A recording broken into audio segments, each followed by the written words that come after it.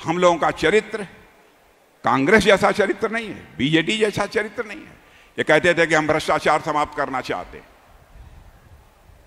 राजीव गांधी ने कहा मैं क्या करूं, 100 पैसा भेजता हूं, बामुश्किल नीचे 15 पैसा लोगों के पास पहुंच पाता है। लेकिन आपने देखा हमारे प्रधानमंत्री ने कैसे इस चुनौती को स्वीकार किया। जनधन, आधार, मोबाइल की ऐसी त्रिमूर्ति तैयार कर दी कि आज यदि दिल्ली के बैंक से 100 पैसा चलता है तो 100 का 100 पैसा आपकी जेब में पहुंचता है, 1 पैसा भी भ्रष्टाचार की भेंट नहीं चढ़ने पाता। यह है हमारी सरकार। हम लोगों ने कहा था जिस दिन दिल्ली में हमारी सरकार बन जाएगी, अयोध्या की धरती पर भव्य राम का मंदिर बनने से दुनिया की कोई ताकत हमें रोक नहीं पाएगी। और आपने देखा क्या हुआ है अयोध्या की धरती पर। मुझे याद है यह हम लोग आंदोलन करते थे राम मंदिर के निर्माण के लिए और कहते थे कि रामलला हम आएंगे, मंदिर यहीं बनाएंगे। तो लोग, कांग्रेस के लोग हमसे पूछते थे आप आएंगे, मंदिर बनाएंगे, लेकिन तारीख नहीं बताएंगे। बहनों भाइयों, आपने देखा वह 22 जनवरी की तारीख आ गई। हमारे प्रधानमंत्री ने अयोध्या में रामलला की प्राण प्रतिष्ठा कर दी सारे धर्माचार्यों के मार्गदर्शन।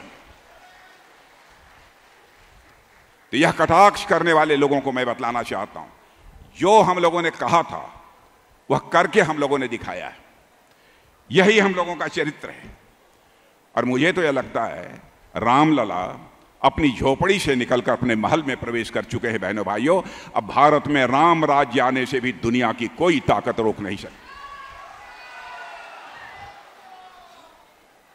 हमने जो कहा सो किया। अब जैसे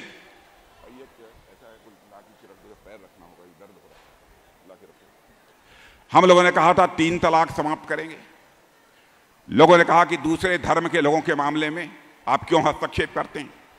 बहनों भाई, आप ये बतलाओ,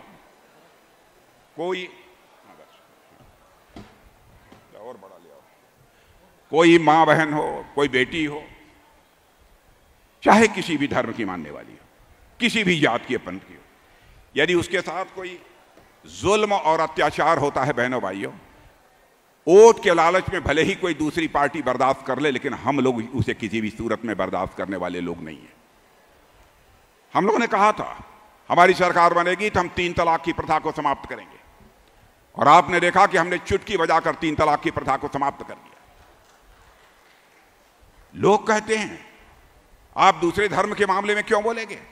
बहनों भाइयों, चाहे हिंदू हो, मुसलमान हो, ईसाई हो, किसी भी धर्म की मानने वाली कोई मां बहन बेटी है तो हमारी भी मां बहन बेटी है। बहनों भाइयों, यदि उसके ऊपर कोई जुल्म और अत्याचार होगा तो हम उसके साथ खड़े रहेंगे। सरकार बने या न बने, हमको इसकी परवाह नहीं।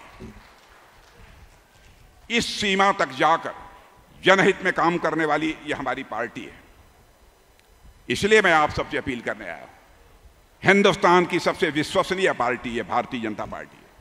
आप सबका स्नेह प्राप्त होना चाहिए, आप सबका आशीर्वाद प्राप्त होना चाहिए।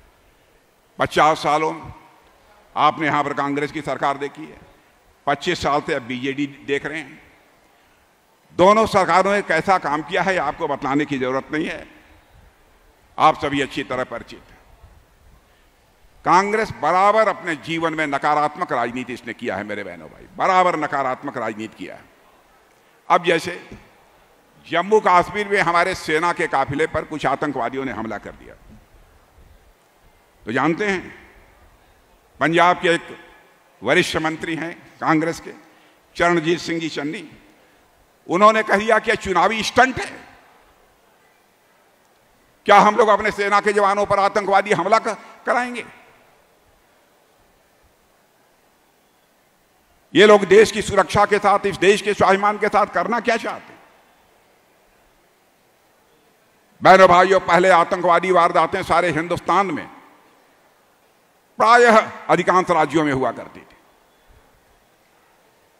आपने देखा होगा कि हमारी सरकार आने के बाद आतंकवाद लगभग समाप्त हो गया है। छिटपुट 1-2 आतंकवादी घटनाएं होती हैं। यह भी आतंकवादी वारदात हुई थी। हमारा एक वायु सेना का जवान शहीद हुआ था बहनों भाइयों, लेकिन हमारे सेना के जवानों ने अपने शौर्य और पराक्रम का परिचय देते हुए 2 आतंकवादियों को तुरंत सफाया कर दिया, उनको मार गिराने में कामयाबी हासिल।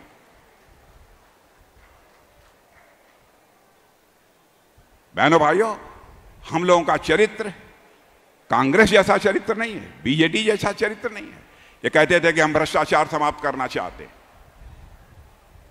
राजीव गांधी ने कहा मैं क्या करूं, 100 पैसा भेजता हूं, बामुश्किल नीचे 15 पैसा लोगों के पास पहुंच पाता है। लेकिन आपने देखा हमारे प्रधानमंत्री ने कैसे इस चुनौती को स्वीकार किया। जनधन, आधार, मोबाइल की ऐसी त्रिमूर्ति तैयार कर दी कि आज यदि दिल्ली के बैंक से 100 पैसा चलता है तो 100 का 100 पैसा आपकी जेब में पहुंचता है, 1 पैसा भी भ्रष्टाचार की भेंट नहीं चढ़ने पाता। यह है हमारी सरकार। बहनों भाइयों, मुफ्त राशन, कभी किसी ने सोचा होगा कि भारत में कोई भी ऐसा प्रधानमंत्री आएगा जो कि 80 करोड़ लोगों को मुफ्त राशन मुहैया कराएगा? मैं दावे के साथ कह सकता हूं कि आज भारत के अंदर कोई भूख से दम तोड़ने वाला नहीं बचा है, भूख से मरने वाला कोई नहीं बचा है। और मैं जानता हूं बहुत सारे ऐसे लोग हैं जो कि परिवार में 4 लोग 5 लोग हैं तो 4-5 लोग 5-5 किलो का राशन लेते हैं, खाते ही नहीं है बल्कि बेचते हैं। यह बात सच है कि नहीं? यह बात सच है कि नहीं? बहनों भाइयों, हमारा देश तेजी के साथ आगे बढ़ रहा है, इसलिए मैं आप सबसे अपील करने आया हूं कि जो हमारे भारतीय जनता पार्टी के प्रत्याशी हैं उनको आप भारी मतों से विजय दिलाएं। बातें बहुत करनी थी लेकिन आगे भी मुझे जाना है, समय अभाव है, इस कारण यहीं पर अपनी बात समाप्त करता हूं। और आप सभी से मैं निवेदन करूंगा कि मालिका देवी जी को भारी मतों से विजय दिलाकर आप भारत की संसद में भेजें।